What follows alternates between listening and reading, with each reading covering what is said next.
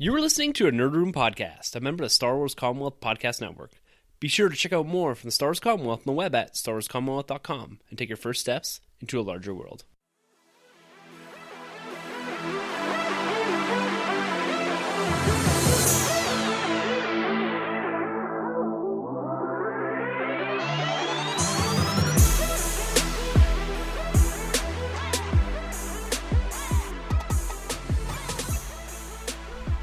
Hello and welcome to the Nerd Room, where we talk everything comics, movie, and news. My voice may not sound right because this isn't Tim. It's not. You could have fooled me. Tim's out in Wakanda, everybody. Nice. What's he doing there? Oh, he's shooting Black Panther too. Oh, interesting choice. Yeah. No, we're just playing. Tim's out on vacation, guys. He's taking off for a little bit with the family. He's kicking back, relaxing, and it's me and Sunjay holding down the fort. Of course, that's Troy the Boy, 87, and... It's Sunjay. Yes, there we go. Sunjay, man, how's your week been? It's been pretty good, you know. Picked up some comics, some movies. Just picked up The Last Jedi and Steelbook. Picked you up a copy. Picked him up a copy. Picked everyone up a copy. Yeah, you got an extra copy too, I noticed. Yeah, I don't know what happened. They just love me so much. It was a reviewer's copy, you know. That screener. Yeah, exactly. Yeah, so... Yeah, no, it's been a good week. How about you? Yeah, you know, it's been kind of slow for me. I haven't collected much. I did watch The Last Jedi. You got me the Steelbook, which is awesome, and I appreciate it. But I couldn't wait to watch this film, so I actually just went on Shaw Demand, and I checked it out right there and then. And, man, this would be my third time watching the movie, and it still doesn't sit right for me. Really? Dun, dun, dun. Oh, because I saw it twice. This is my second time seeing it. Mm-hmm. And I actually didn't mind it as much the second time. I kind of knew like the comedic beats and what to expect. So in that sense, you know, I kind of knew what to expect. So the first time going in, I was so shocked. Right.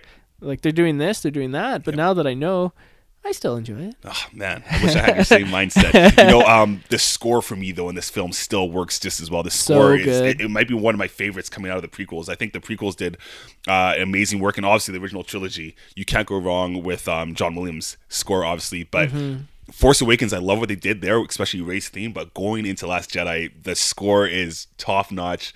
All around, love the music choice there. And Kylo Ren, he's another big highlight in this film. He does a great job, Adam Driver. Yeah, no, he's terrific. He's a great actor. I know. So, man, going off of that, we are now moving into... See, when Tim sends us the outline, Tim's like kind of the glue that holds us together. The blueprint. He emails us out a copy of the blueprint like days before.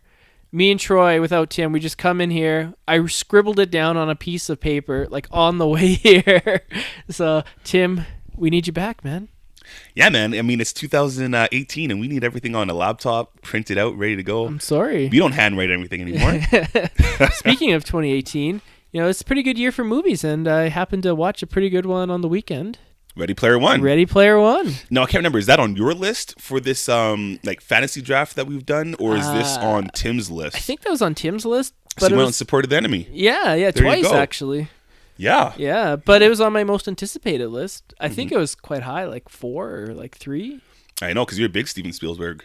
Yeah, well, I like some of his stuff, like Jurassic Park. Yeah. Jurassic Park 2. I think I can't remember if he did Shawshank Redemption. I don't think so. I think that's Stephen King. Oh, I know it's a Stephen King book. That's right. But yeah, you're not. Yeah, he didn't direct that one. You know, I think as of late, Spielberg's kind of been a little hit or miss for me. Yeah. Just a little bit. Obviously, his Indiana Jones latest film wasn't very good. Okay, confessions time. You got to sing the Usher confession song. That's cue music. Yeah, we should do that every episode. Just have like one confession. We'd be in trouble with our wives. Yeah, you know what that song's about. It's not a good look for any of us. Nerd confession then. I've only seen the first Indiana Jones. You know what? Well, if we're going off of confessions right now, I've seen some of the Indiana Jones films, and I'm not that big on them. Really? I know a lot of people love the films, and I think it was last year my wife and I tried to go back and watch the movies. The first one, but I guess the first one technically takes place second in the canon. I could be wrong, so guys out there, take it easy on me. But I wasn't really feeling it. I didn't feel like it aged that well. Harrison Ford gives you a great performance and all that, but it wasn't really doing it for me.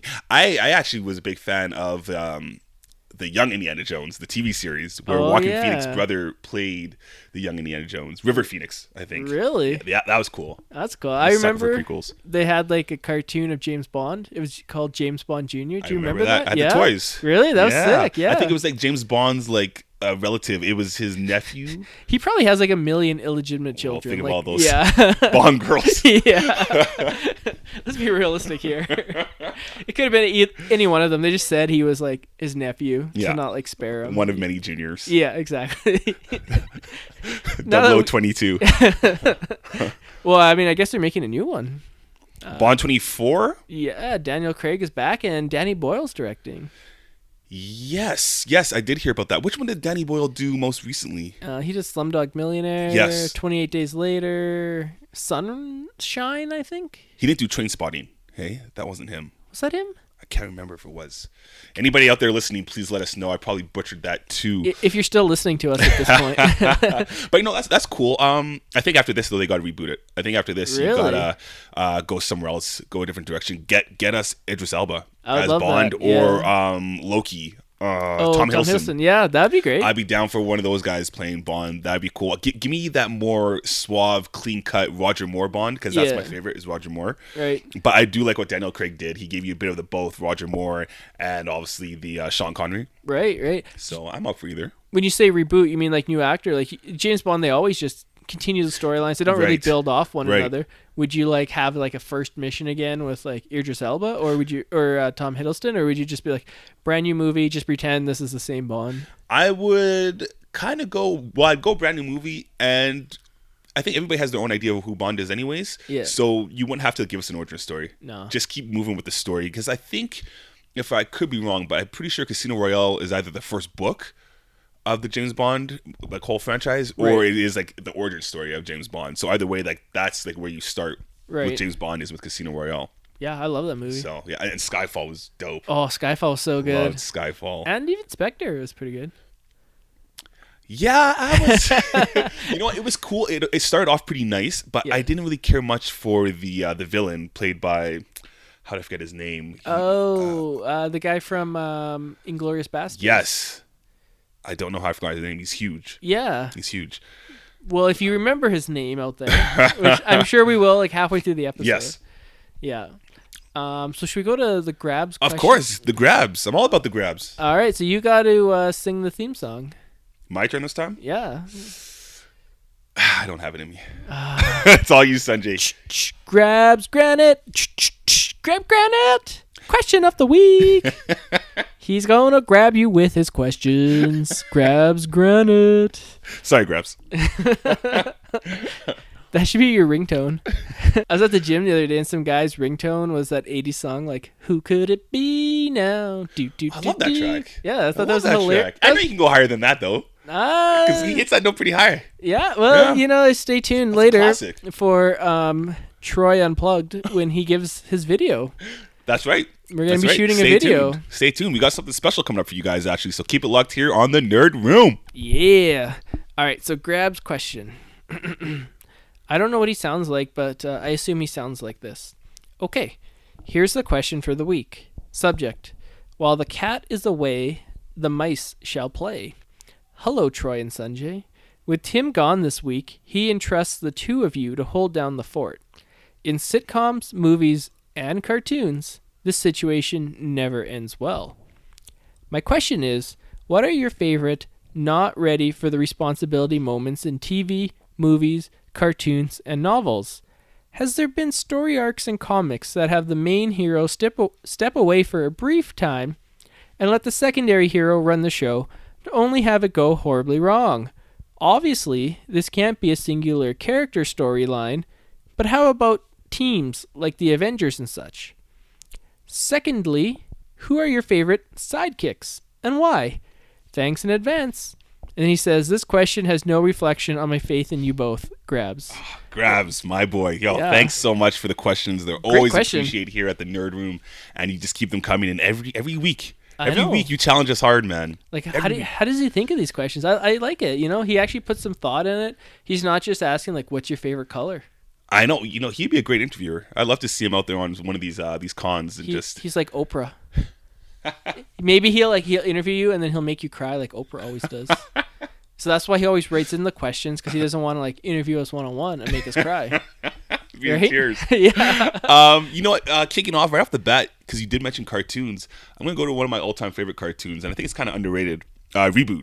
Oh, I used to love Reboot, that Love it. animated 3D kind of film that or TV series that takes place within a computer, Right. A PC computer, I believe, too. That is Hexadecimal. Bob the Guardian, Megabyte. Right. They're all computer terms. Enzo, I love it. Except for Enzo, I don't think that's a computer term. I don't know what Enzo is exactly, but all right, man. Yeah, so I'm going with season 2 finale of The Matrix, The Matrix of Reboot. Yeah. Matrix Reboot.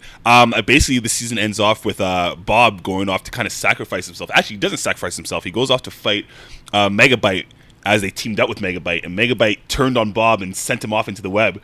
Oh, and as an audience, jerk. we're all devastated. Like, yo, Bob's gone. The Guardian, he's been shot off into the web. Right. And just before that, Bob promoted Enzo to Guardian, the rank of Guardian. Yeah. And I thought this was so cool. So now you have no Bob. Enzo's like just a kid. He's not ready to take on the mantle of Guardian. But here he is doing it. Mm-hmm. So you get the next season, I think it's season 3, and Enzo's now the Guardian.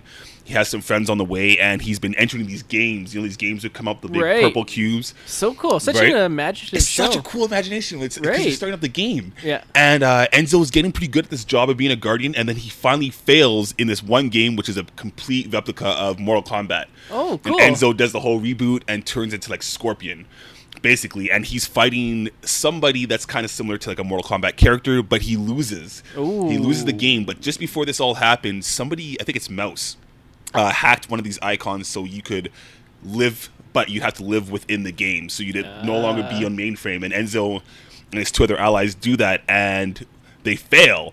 And mainframe loses and starts like diminishing, and Enzo goes on living throughout the games, and because he does that, he ages faster and comes back as like this rebel named I think this Matrix. Okay. And he had this cool badass look, and the series just got darker after that. It was so dope. That's awesome. It was cool. So he fails, but he's also a guy that's not ready for the responsibility of Guardian, and all around, man, it's a great series. If you haven't checked out Reboot, go back, start from just season 2 and up. Yeah. Great series. Can you check that out on Netflix? Is it on It's demand? not on Netflix because the problem is it was a Canadian-made company, right? And they were brought to us by YTV, and I think they're also on ABC.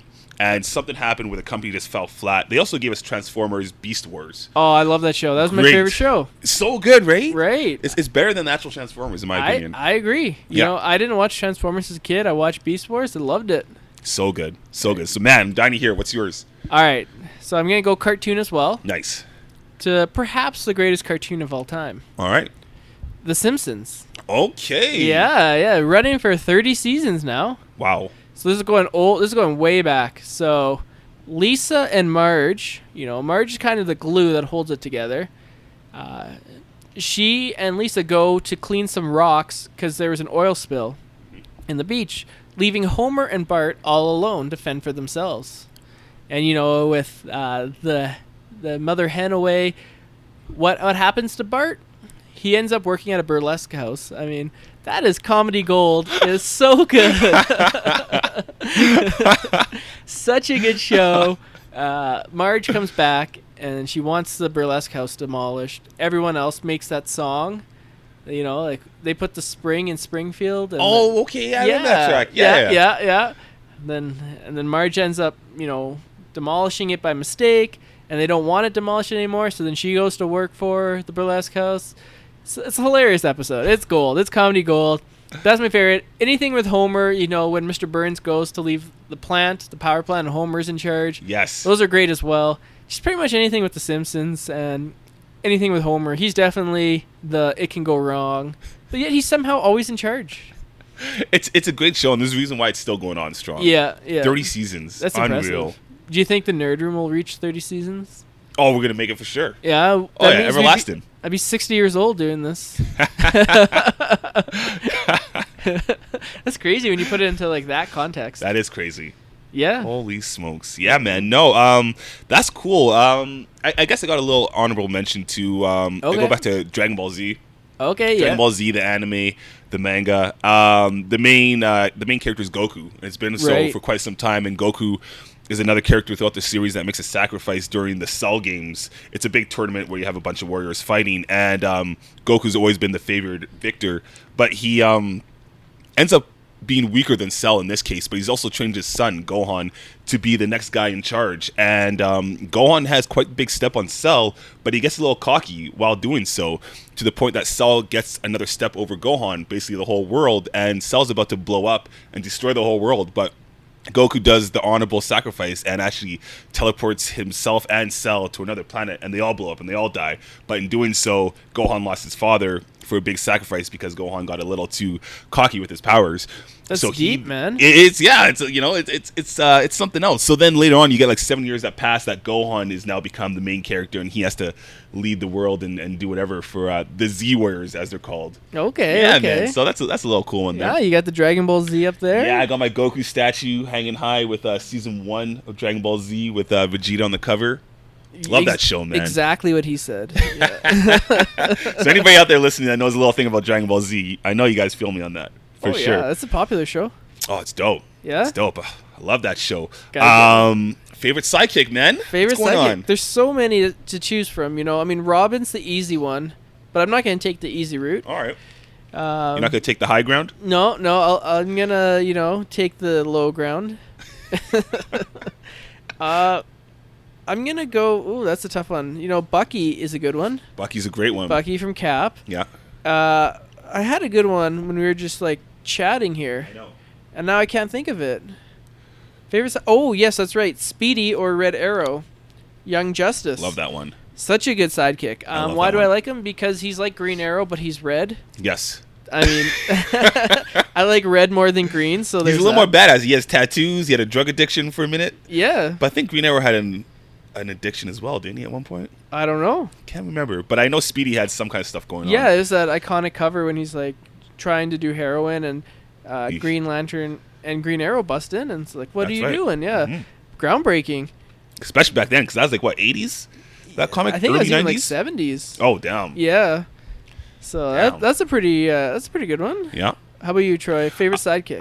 Well, Dick Grayson's my favorite character in the DC universe, so right. I'm gonna go this route. But the thing is, when it comes to Batman, there's so many Robins. Yeah. You got Dick Grayson, you got Jason Todd, and you got Tim Drake. You even have Stephanie Brown, I believe, who went on to become the Spoiler.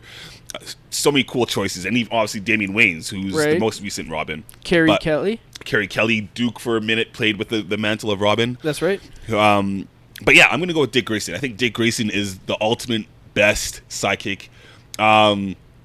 He went on to surpass Batman. He's the guy that's gone past Batman. He's basically captured the dark, but he's also light at the same time, whereas Batman can't get out of that, right? Right. He's gone on to actually wear the mantle of Batman and did an incredible job being Batman 2 for that run that I think Grant Morrison did. Okay. And Scott Snyder. Nice. I love Snyder. All right. So he did an incredible job. And then on top of that, not only did he have to become Batman, he also had to mentor a young Damian Wayne, who was off the handle at this point, and made him into a Robin. And man, I love Dick Grayson as that character. Just to see the evolution of that character, because I feel like in comics we don't really get that evolution of characters. I mean, apart from Bucky, Dick Grayson, not Barry Allen, obviously, but Wally West. Wally West, that's another good one. You know what I mean? We don't really get to see these characters grow, and even Bucky, there was a big skip, right? Because he was a little kid, died, whatever the case is, and then boom, he was the Winter Soldier. We didn't get to see him evolve. Dick Grayson's great because we got to see him be a 9-10-year-old kid who was under Batman, became the Robin, and then he became a Teen Titan, the leader of the Teen Titans, while being a teenage Robin, and then he left the mantle of Robin and became Nightwing, still being the captain of the Teen Titans. Went on to go to Bloodhaven, just being his own person. He's been an officer, and then he's gone on to take the mantle of Batman himself. I just think that character is great. The evolution of Nightwing is fantastic. So, nice. Grabs, love your questions as Great always, question. And I'm going with Nightwing. Nice. There hasn't been too many, what's the word? Sidekicks. Oh, I just blanked out there. There haven't been too many sidekicks in the movies. The only one I could think of is Chris O'Donnell in Batman Forever. And Batgirl, Alicia Silverstone. That's right, and Batman and Robin. Yeah.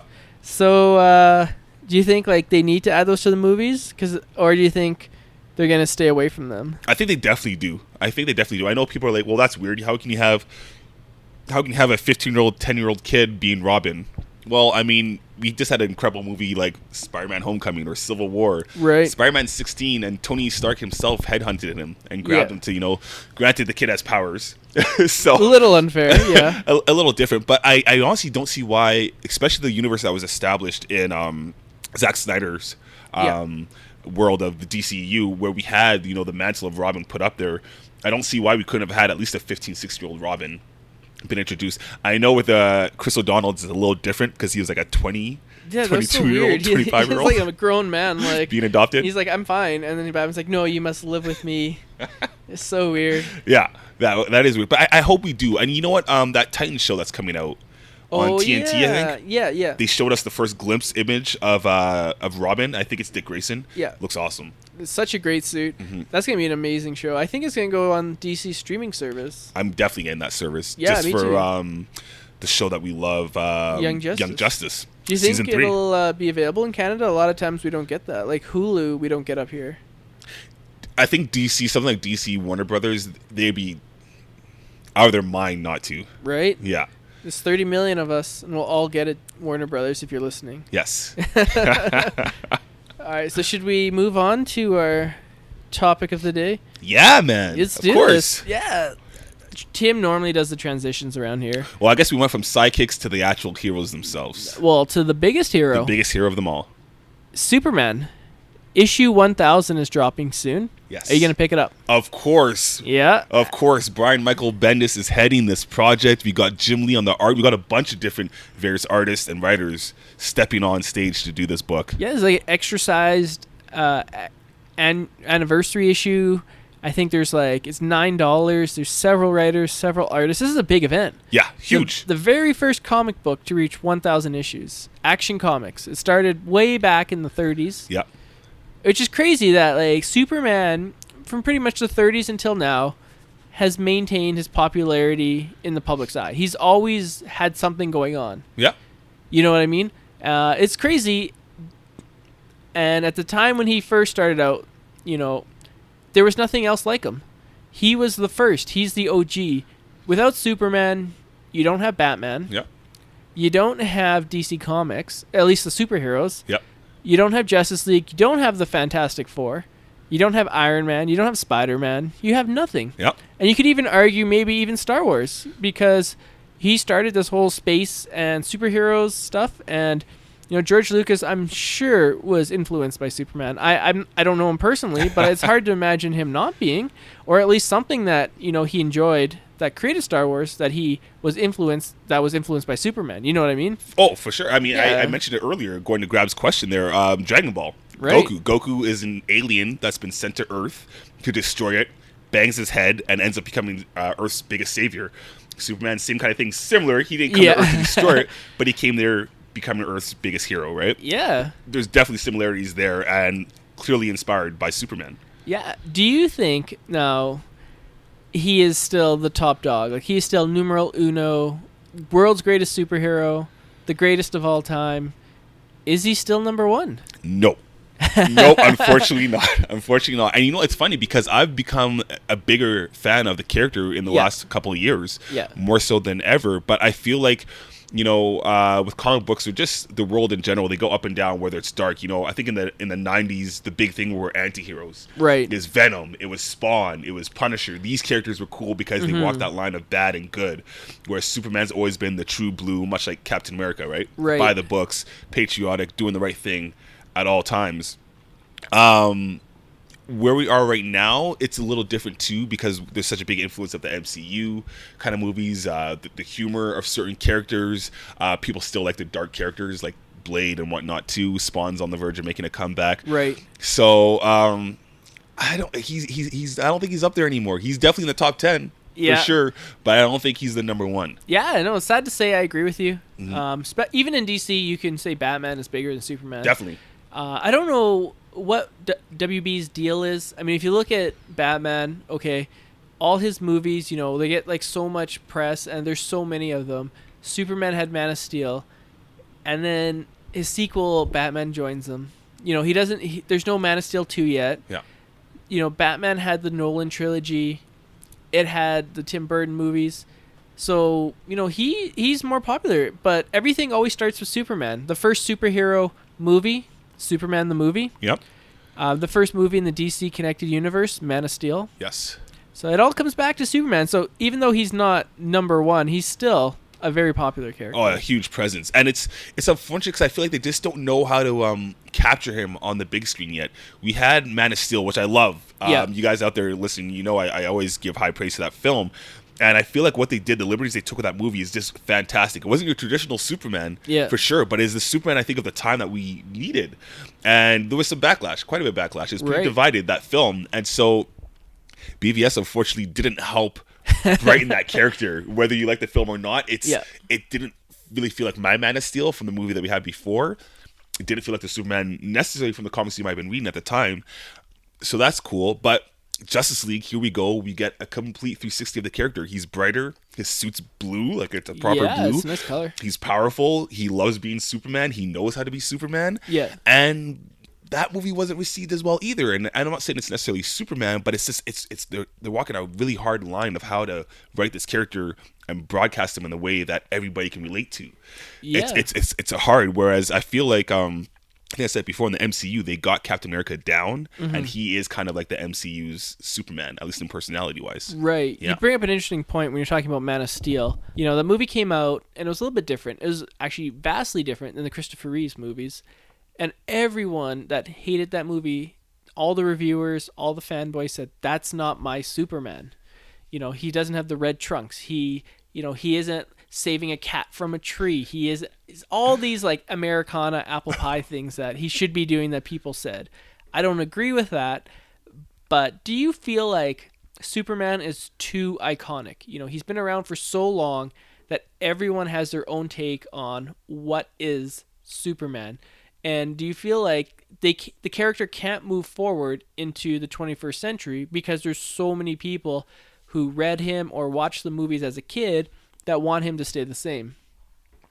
That's true. He might be too iconic. That's a good point, actually, because a lot of the oldies too have a certain idea of how this character has been portrayed. Right. And when you try and break away from that, of course, it's easy to spot that that's not my Superman. So you know what? This is going to sound funny, but I feel like we're kind of riding right now on Bendis coming in. Right. I feel like if anyone can bring an all-around circle to this character that everyone can relate to, it's Bendis. Yeah. I feel like he's done a great work with Jessica Jones, obviously, and Spider-Man, and keeping those characters relevant. I feel like this guy could do it. Maybe even have this guy write a Superman 2. That would be cool. Why not get some of these comic book writers to actually write these movies? I think one of the Wonder Woman writers wrote Wonder Woman. Really? Yeah, so it's not a bad idea, and he definitely needs a shot in the arm. Yeah. If you look at the box office gross, Man of Steel, $291 million, which is not bad. Yeah. But then you look and you see Guardians of the Galaxy, people that no one had ever heard of, pulling in, what, $330 million, something crazy like that. Iron Man, $300 million. Huge. It remains to be seen if these characters will maintain that popularity in 100 years, like Superman. Right. But at the moment, you could say that Guardians of the Galaxy, as crazy as it is to say, is more popular than Superman. So he definitely needs that shot in the arm. Yes. And, do you think it's the movie's fault? Man of Steel, divisive. Mm-hmm. That was 2013. But before that, we had to wait 7 years for Superman Returns. Oof. Which was, again, divisive. Yeah. People were saying, I want Christopher Reeve's Superman. They gave it to us in Superman Returns, but no one came out to watch the movie. But then before that, so you had 2006, so nothing in the 90s. And at the later half of the 80s, really nothing until 1987, Superman 4. Yeah. Which was god-awful. I think it was like one of the worst superhero films of all time. Quest for Peace, was it? Quest for Peace, yeah. It had potential, but the budget was not there. No. Superman 3, same kind of thing. Divisive film. More people hate it than like it. I think it's at like 20% on Rotten Tomatoes. Not that Rotten Tomatoes is the be-all, end-all.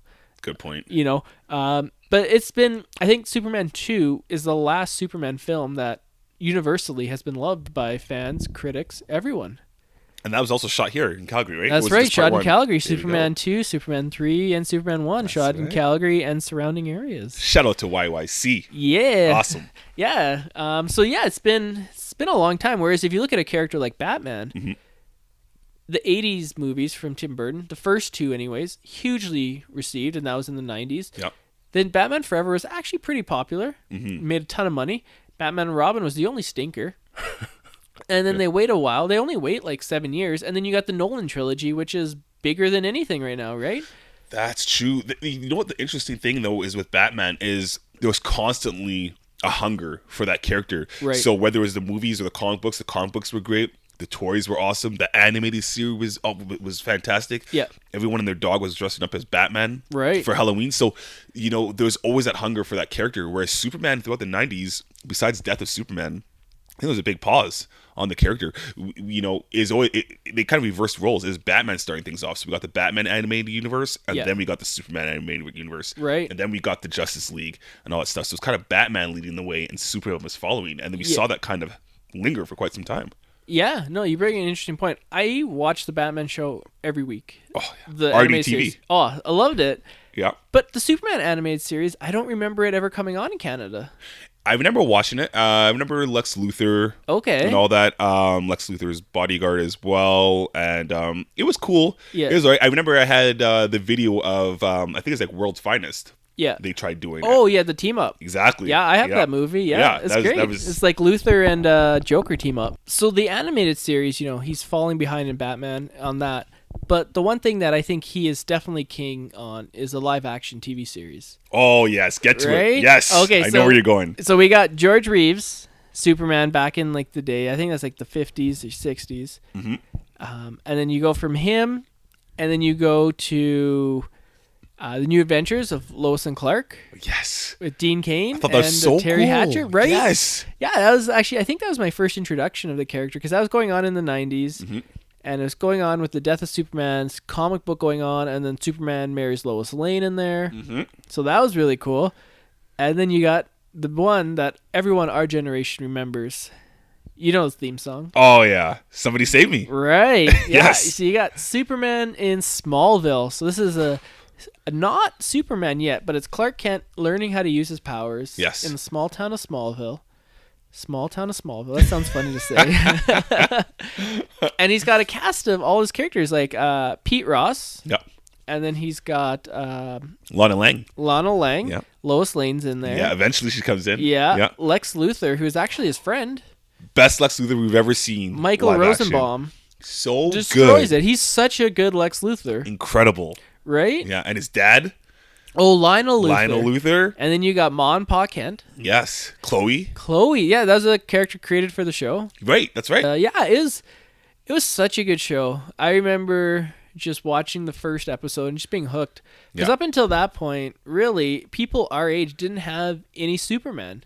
Like Christopher Reeves was from the 70s and 80s. Yep. And there was nothing in between then. So there was Dean Cain, which was pretty cool. Yep. But it was still a little bit before us. Pretty campy. Yeah. This show was incredible because, when I heard about it, I was like, what is Smallville? Like this, I had no idea about, I knew Superman, but I didn't know much of his origins. Yeah.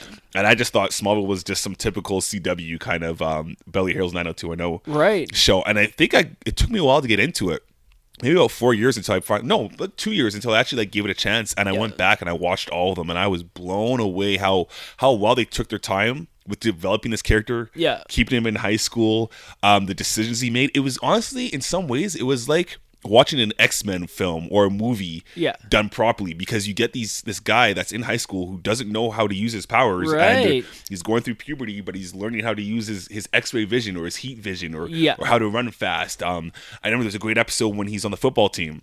Oh, yeah. And he does he throws the football, goes in, saves the day in like the high school, comes back and makes the touchdown or something like that. That's amazing. It was something so cool. And you still got that Peter Parker with great power comes great responsibility aspect, where it's like his pop and his mom were always on his case about, like, you got to do the right thing. Yeah. Meanwhile, you get to see another side of Clark Kent where he's like, no, I want to party. I want to do these fun things. Because at that time you get to see the character kind of be a teenager. We always saw him as just responsible and like and very very much like Captain America. Yeah. Whereas here in this show, you get to see like a teenager Superman That's doing all so these cool things, and man, I love that show so much. I could talk about it all day. Oh, honestly. we got to do like a Smallville reunion or for something. sure, like an episode commentary or something. Yeah, because I think they took their time too, because we didn't get Lois Lane till like season 4 or 5. I think. Yeah, like, it's pretty crazy. Took a while. Yeah, and it was Lana that was a love interest at which first. was so cool. Yeah, they always tease like the costume too a little bit, or him flying. That's the big thing. That's is right. He gonna fly. Yeah. Red Kryptonite made him bad, and you got to see like a bad side of Superman. So cool. Oh, I loved it. And the relationship between him and Lex Luthor, though, right. was like something I've never seen before on the small screen. It was fantastic. I mean, having Clark Kent know Lex Luthor before he moves to Metropolis, I don't think that's ever been done before. No. But it made so much sense. Yes. And then it makes the villain, like when the villain turn happens for Lex, because in the show, he's actually a good guy. Exactly. But it makes the villain turn like that much more impactful, and it's weighing on Superman or Clark Kent's conscience that like, I got to take out Lex Luthor, but he wasn't always a bad guy. That's right. That's right, because you get a bit of the Harry Osborn and the Spider-Man. Yeah. What's like, you've had these powers this whole time. I'm your best friend and you never told me. You know, it's like, I know who you are, but you don't know who I am. And you've been holding that the whole time. Right. And you see that tension rise throughout like 8 or 10 seasons. I think he left on the 8th season. So you see it for about 8 years of the tension between the two. And, Superman saving people without anyone noticing him doing it. Like he's like, I think he's referred to sometimes as the blue blur. Oh, okay, yeah. Throughout the show. And they had like other people too, right? Like Aquaman. Yeah, they did the Justice League. They did the Justice Cyborg, League? Flash. Cyborg, Flash, Green Lantern? No, but they had Green Arrow. Oh, they had Green Arrow. They did have Green Arrow. Oliver Queen, because actually during the time Batman was like, you could not touch Batman. You could not touch Batman. They wanted Batman in there, and they wouldn't allow it. Yeah. So they got Oliver Queen, a rich playboy, who could also be the Green Arrow. And that was a great run, too. Martian the Manhunter was in there. That's right. Yep. The costumes look ridiculous, though. Like, Cyborg looked like a Beetleborg from Power Rangers. Oh, it's brutal. Yeah. And Aquaman, they had that. He made one appearance. He had, like, the orange shirt, green pants. And then they tried to spin that off into his own TV series. Do you remember that? It's like a 1 episode. You can still find it lurking online, like Aquaman pilot. And the swimming was just so weird. Bad. I'm so glad that we're finally getting an Aquaman movie. Because up until that point, Jason Momoa, that was the only live action interpretation of Aquaman. That's true. A lot of the characters, even Green Arrow. And look how he blew up as Arrow. That's huge now. It's massive. Flash. Yeah, Cyborg. Yep. Did we ever see Supergirl? I can't remember. Was she ever in there? Yes, she was. Okay. And the actress that played her actually made an appearance on Supergirl, the current TV series. Nice. Which was pretty cool. Yeah. I got to get in on that. It's pretty good. I watched the 2nd season when Superman came in. It's a pretty good show. It's solid. They did some really cool things on that show too, on Smallville. I think there was an episode where they did like a big time travel thing where it's like, I think Jor-El came to Earth before and met like a young mom pop Kent. Okay. And stuff like that. They took some liberties with like the franchise of what we knew of Superman and just went somewhere else, but it made sense. It worked. Yeah. And also, Christopher Reeves made an appearance. Yes, he did. This is after the accident, the horse riding accident. Yeah.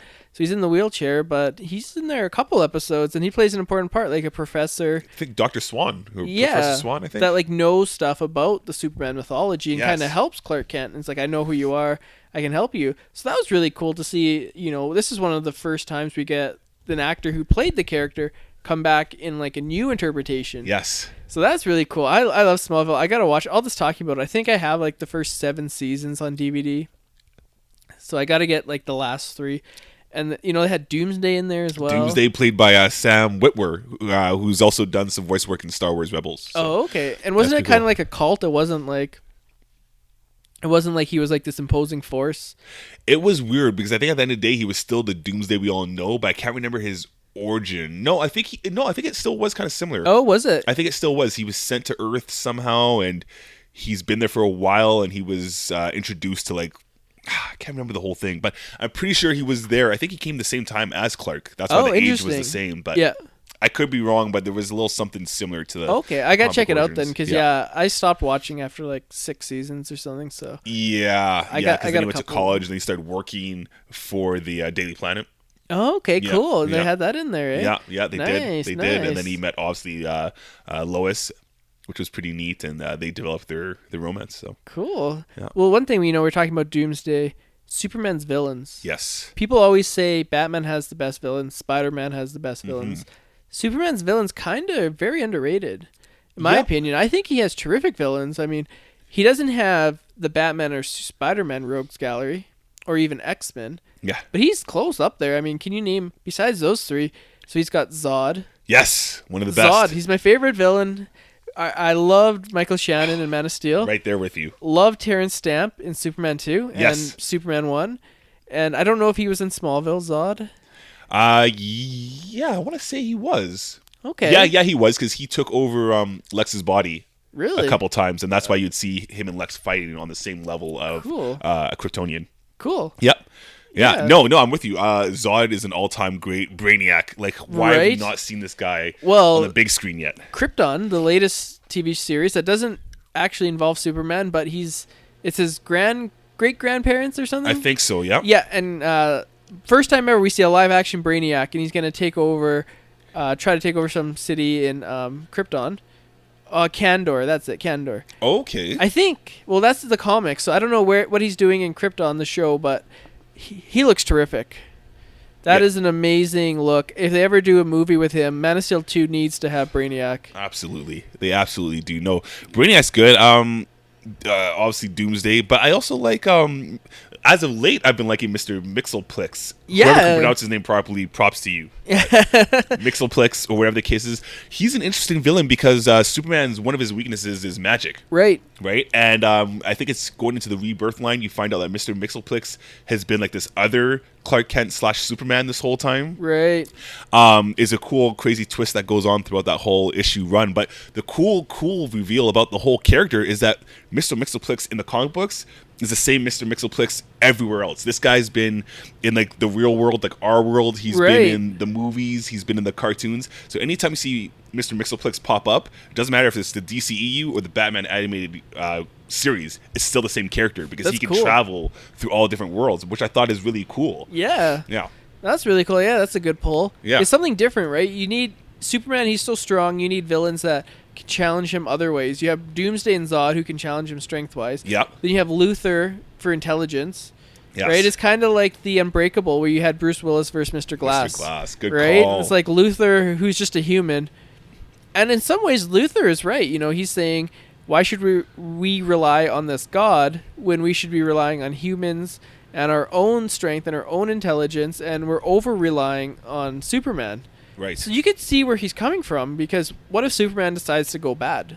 Yes. Right? So Lex is a terrific villain. I would say in the DC lexicon, he's top 5. Oh, for sure. And seeing exactly what you mentioned about Lex Luthor is what I wanted to see. Like BVS, I want to see Lex be more of like the Batman. Like, I can't trust this hero, this alien, because that's Lex Luthor. We can't trust this alien. He wants to be the defender of the world. He becomes president at some point, too, right? Like, that's the Lex Luthor I want to see. Unfortunately, we didn't get that, but that's a debate for another time. You kind of did, because he gets the kryptonite. He tries to get the senator to approve the import license because he wants the kryptonite because he wants to take out Superman. He's never trusted Superman. He's like, these gods are fighting among us. We got to protect ourselves because it could be you one day who waves to a tyrant in a parade. So, and you had me there until the fact at the end of the movie he ends up trying to team up with the alien Kryptonian himself. So he's contradicting himself, right? Because here he is, he doesn't want aliens to come down. But here he is willing to like part ways or partner up with an alien or create a doomsday. So, I mean, I guess I would say he knows he's outmatched physically. Right. So maybe that's his backup plan. He said, if man won't destroy God, then the devil will do it. And that's why he tried to get Batman to do it. And then when Batman failed, that's when he's like, okay, Doomsday will now fight because Batman chickened out. That's right.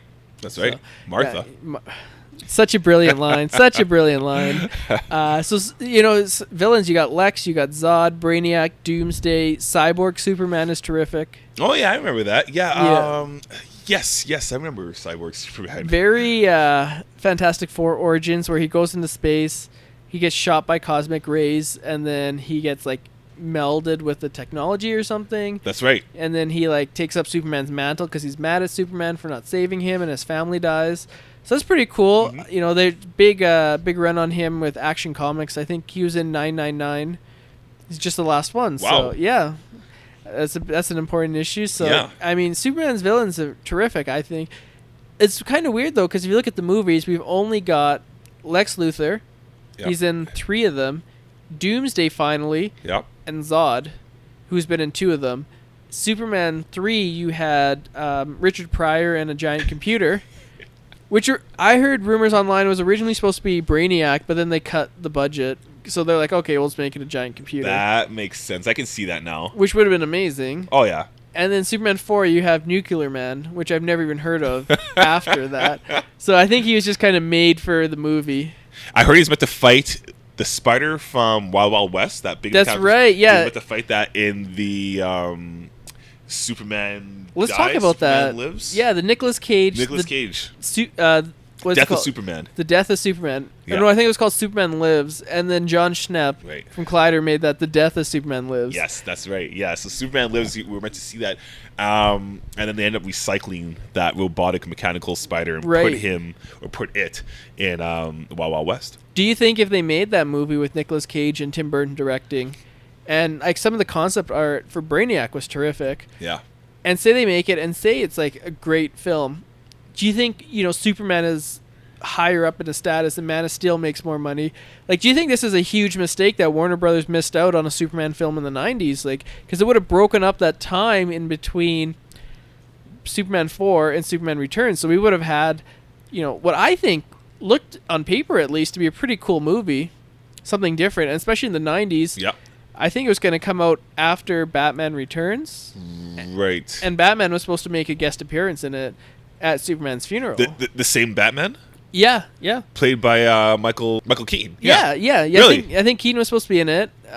Jimmy Olsen was played by Chris Rock. Was going to be played by Chris Rock. Really? Yeah. I can't remember who they cast as Lois Lane, but they had like everything, and then at the last minute, WB pulled the plug. I mean, I think that damaged Superman's brand more than Doomsday. Yeah, because I remember that was a big thing.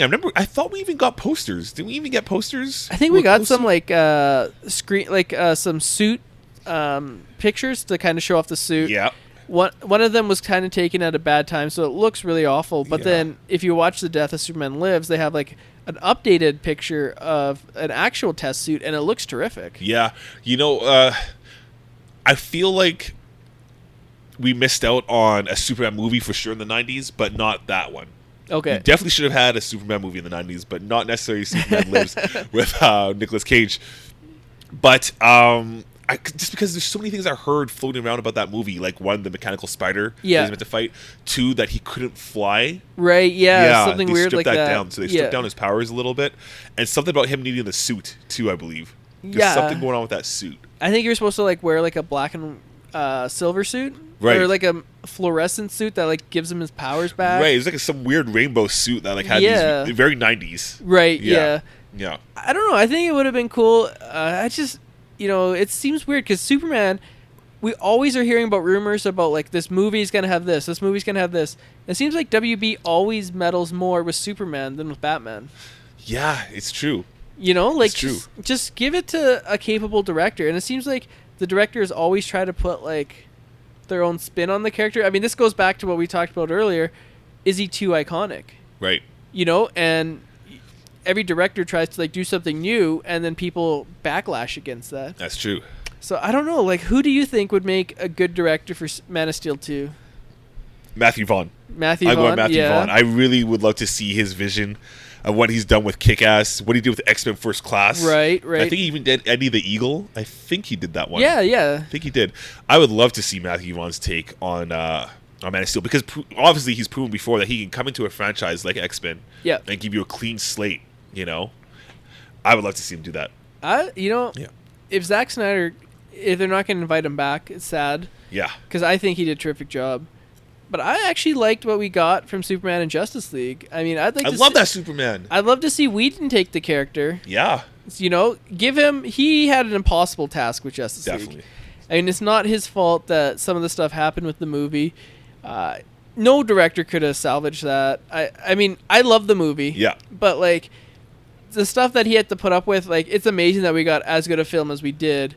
And props to Snyder, props to Whedon for, and the actors and for all that they did, because they really worked their ass off to make the movie. And I love Justice League. Yeah. I'm gonna flat out say it. I love that movie. So I would love to see Whedon take a chance and give him like, okay, you have 2 years, so you actually have time where he can write a story and he can hire his people. Yes. And I think that would be terrific. I think they need to give it a shot, because it's not like he's going anywhere. Avengers won't have him back. Yeah. Give him a chance, and I think he could knock it out of the park. Yeah, I'm with you, man. I loved Wonder Woman and Superman in Justice League. Killed it. I would love to see a follow-up to that with Superman. So you bring up an interesting point about Wonder Woman. Superman's supporting characters, I think they're just as important as the big Blue Scout himself. Yeah. Think about Jimmy Olsen. You got Perry White, Lana Lang, Lois Lane, of course. Yes. You got Wonder Woman, who he dated for a bit in the Rebirth. Or New 52. Yeah. And I love that. Right? Yeah. I think that was pretty cool. Yeah. You got Batman, who's kind of his best friend. I mean, if you read that Batman issue, I just read it. I think like it was 36. 38, 37. That was a terrific two-story arc. So good. Was it First Dates or something? Yeah, or? so they go on a first date and they dress up as each other's superheroes. At the carnival? Yeah. So and then good. The only thing I didn't like was Batman hitting the home run off Superman. Oh, I was like, Superman would have blown it by you. Oh, Batman. yeah. Like, For come sure. on. He's just holding back. Yeah, he just wanted the to. art was great, too. Oh, for that yeah. whole run. Yeah, and it's cool to see Bruce Wayne dressed as Superman and Superman, So good. Clark Kent dressed as Batman. That was really cool. The bathroom sequence as Catgirl or Catwoman is changing and Lois is changing and they're discussing about like the wedding and just talking, as friends. It was so organic, and it's just, they get the characters. Like, I could read stories like that all day where it's just like Bruce and Clark hanging out. Yes. I think Batman and Superman, they're best friends. For sure. Right? For sure. They get each other at a level that no one else does. And, they're the two most iconic superheroes that DC has. Yep. I mean, dare I say, anywhere. Yeah, I like their chemistry a lot together. I think they're great. But, going off of, is it Flashpoint? I think it's Flashpoint. And even in Rebirth, when we get to see the Button 1 and 2, and it's Flash and Batman interacting, I love their relationship. Just they're because pretty they can cool live too. on the same level that they both lost their parents. Yeah. Right? And they're both detectives in some ways. Right. I really like them together. But obviously, iconically, it goes to Superman and Batman together. I wasn't a big fan of Jimmy Olsen, to be honest with you. I always found him kind of annoying. Yeah.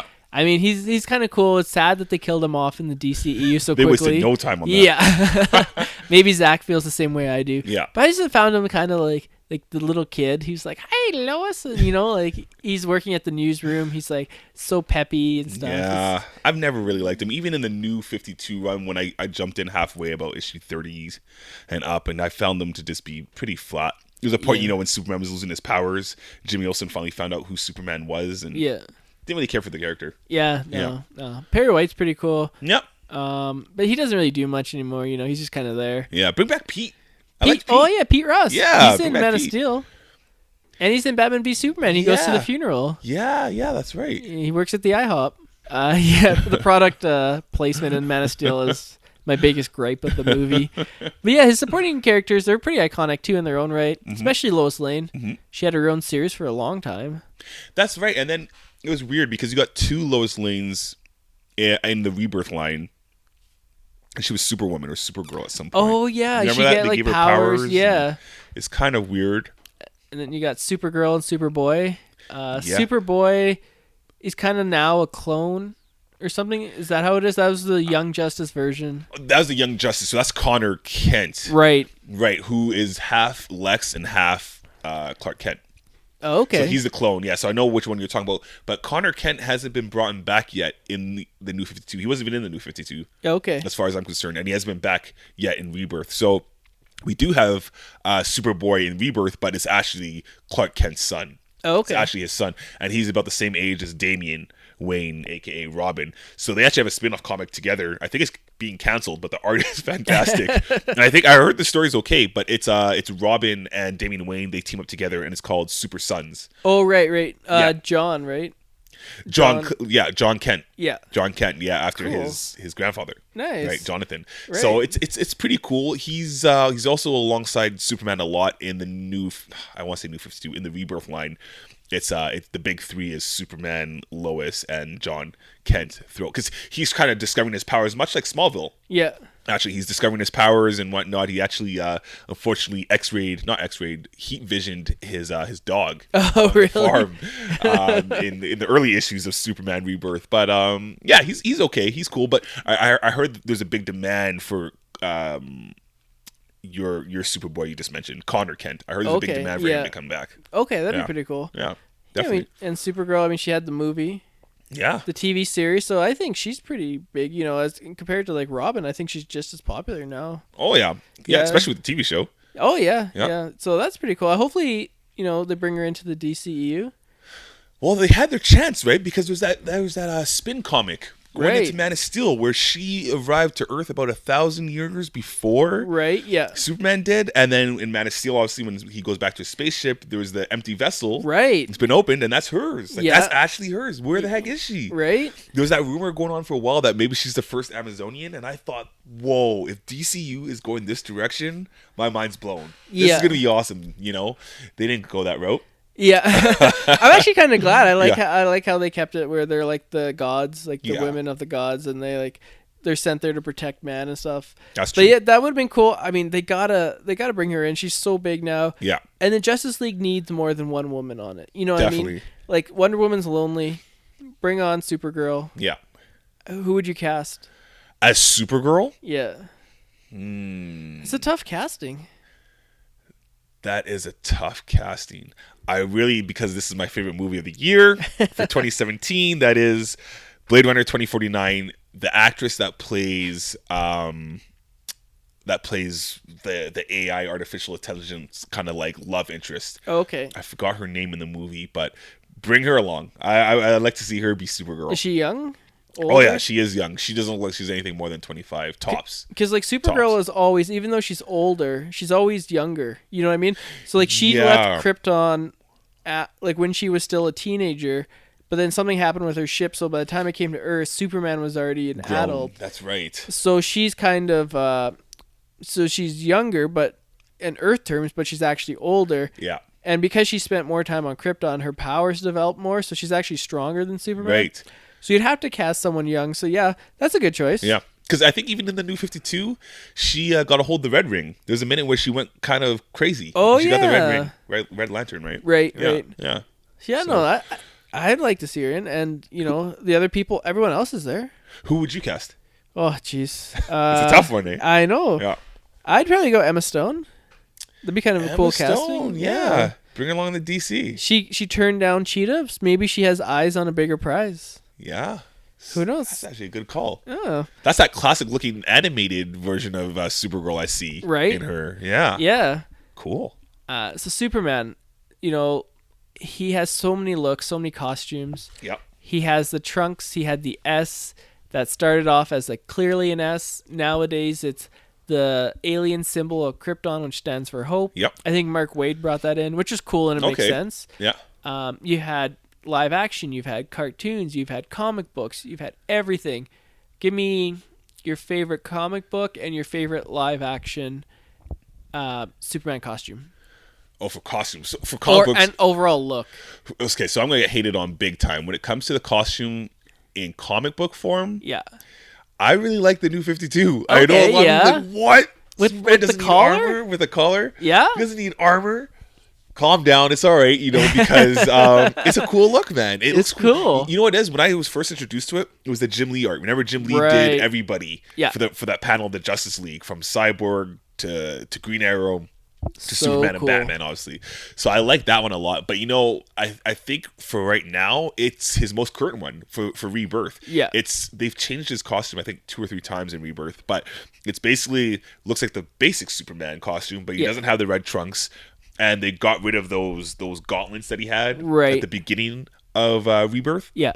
I really like that costume. I don't think, as iconic as it is with Superman wearing the red trunks, I just don't think it makes sense anymore for him to wear the red trunks. I feel like when we get to issue 1000, it's just going to be like for fun. Like it's going to be a little, I don't know, 1 or 2 issues. And then he's going to go back to being the costume I just He'll mentioned. lose him or something. He'll lose him somewhere. Yeah. Saving a cat in the tree. I think they could just have it where, because it's like an older Superman where he's like, I used to wear this costume, and like maybe have like a kid come up to him and say like, why don't you wear the red trunks anymore? And then he's like, you're right, kid. I should wear the red trunks. Well, see, it's confusing because that Superman, he is older, but he's also still the New 52. So he's a mix of New 52 and the Clark White, aka pre-New 52.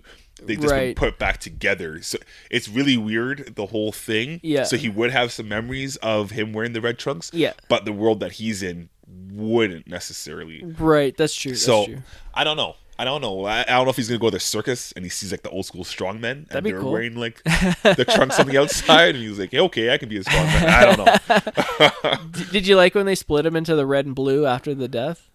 When he's like lightning like? Yeah. No. I think I had the action figure. I think it was the red one. Wow. Yeah, I gotta find that because that's pretty cool.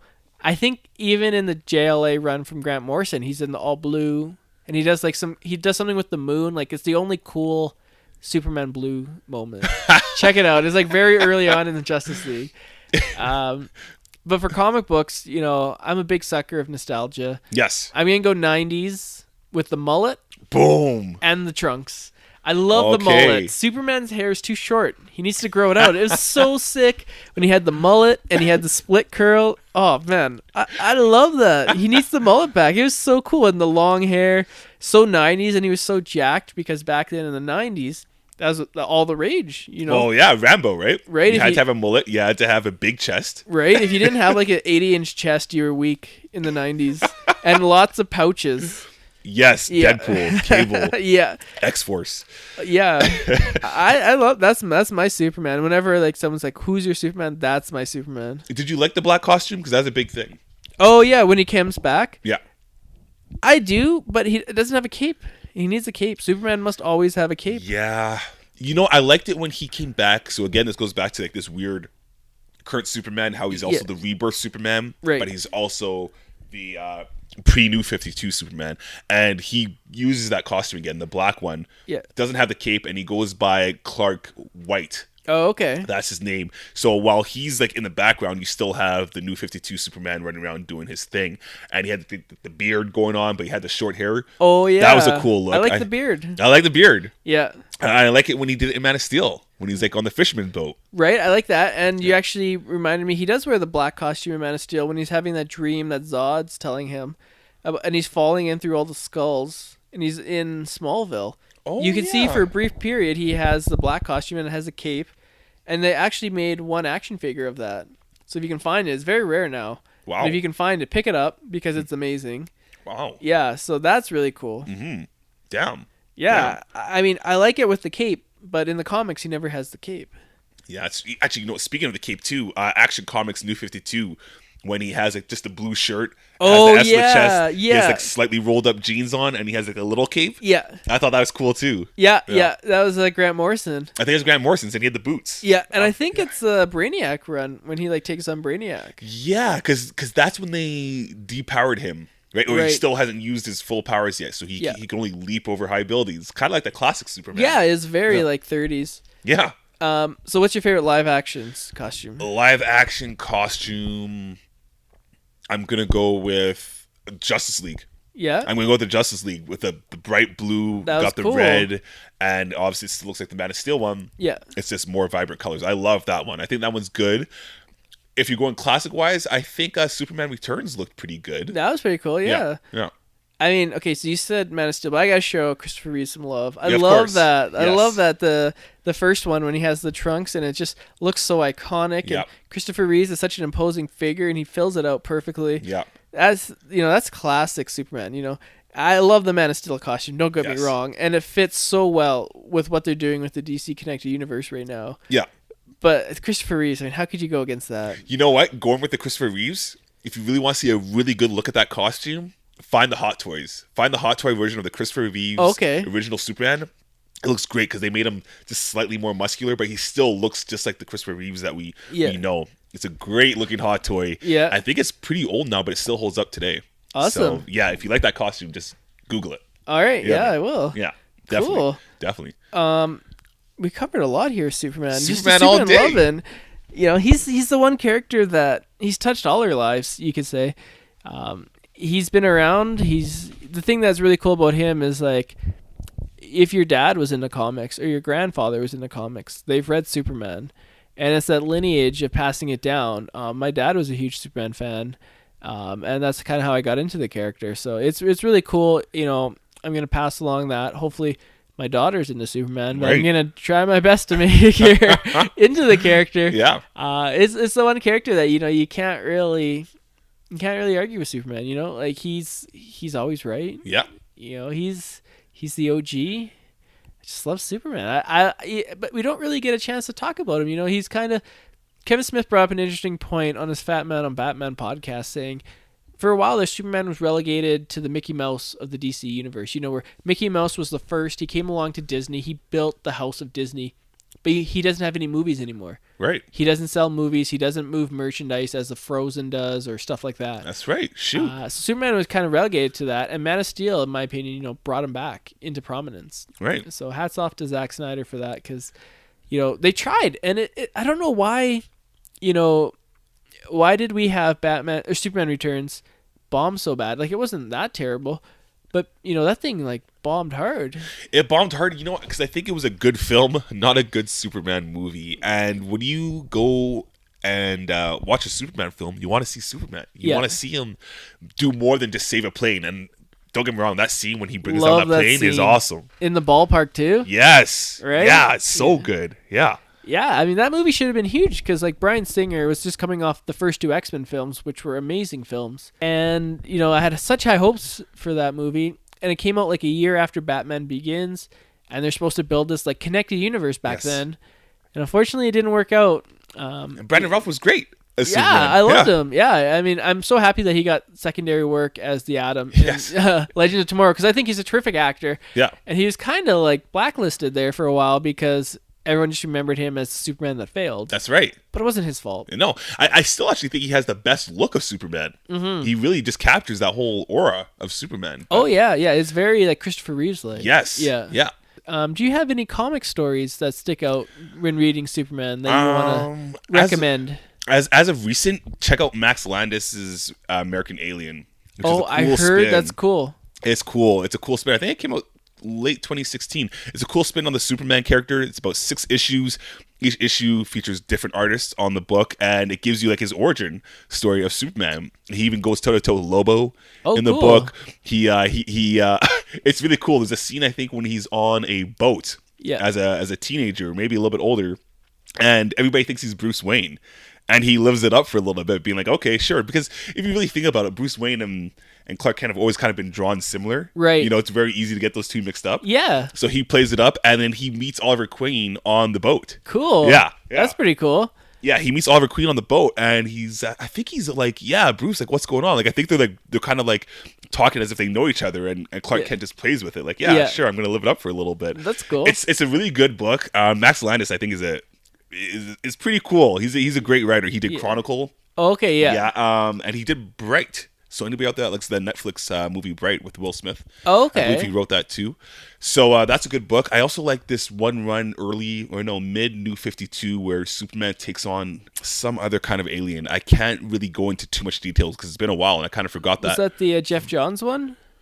Maybe it was Jeff Johns, and it was the John Romita Jr. Yes, art. Yeah. I can't remember the guy's name too. I think it was some sort of like Greek name or something. And he had like the long blonde hair. Yeah, it was awesome. Yeah, I love that. And he has to go back to like that guy's homeworld, and because you think he's like a superhero himself, but he actually has different intentions. At first, you think they're on the same page. He's helping Superman, and then it turns out he actually wants to rob the life out of the Earth. Right. It's so cool, and I love. John Romita Jr.'s art. That's actually what got me onto Superman. Oh, okay, for reading nice. comic book wise, because I love that guy's art. And, Jeff Johns, you can't go wrong with him. Right, Jeff Johns is amazing. Oh yeah, love his writing. Mm-hmm. Those are some great stories. I have Superman American Alien. I haven't read it yet though, so I'll have to check that out. Check it out, man. Yeah, I have to check it out. Yeah. The one thing I would recommend would be Kingdom Come. Oh, of course. I mean, it's a classic. Superman's a little bit older. Batman, Wonder Woman, both older. They're retired from superheroing. And they got this new crop of superheroes that come in and they're reckless. They just kill the villains. They don't care if civilians get killed. there's an accident, and I think it's like the entire state of Kansas, or is it Missouri? It's an entire or Iowa. It's one state, definitely in the mainland, where it gets blown up, and everyone in that state, I think, dies or is really hurt. And so Superman has to come back. He has to come back out of retirement and show these young punks what it's like to like be a superhero, and it's so cool. And Shazam's in it, or Captain Marvel's in it. Oh yeah, he's being controlled, I think, by Lex Luthor. Because isn't he stuck being Shazam? Because like Billy Batson's grown now to like. Yeah, it's like an old man where like if he can't turn back, or Lex will kill him or something. Right. Something like that. And it's such a terrific run, and just encapsulates why we love Superman. And he makes a grand appearance again. And he looks a little bit older, but he's still Superman. And we got Alex Ross on the art too. Alex Ross, the greatest comic book artist of all time. Cool. Yeah, definitely. I love his work on Superman. Like every time he draws Superman, and even the posters for Justice League, where you had the like Queen cover, or like the Alex Ross inspired poster. Mm-hmm. There's been some great Superman movie posters in the time. There has. The Man of Steel ones are great. Man of Steel one. I like the Superman Returns, where he's standing above the earth looking down. Floating. Yeah. Yes. And the Christopher Reeves ones are terrific as well. Yep. I could talk Superman all day. Superman all day. Give some love to Superman. Go out there and get a comic. Yeah. For sure. Absolutely. Yeah. If you haven't checked out the character, make sure you do that.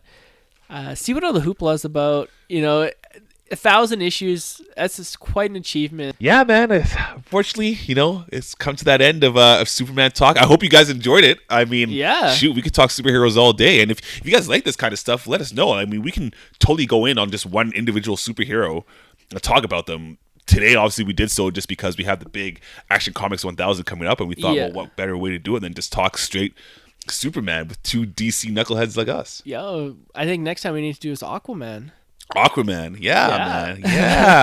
This is why Tim. Calling Tim. Yeah, next week Tim will be back. Yep.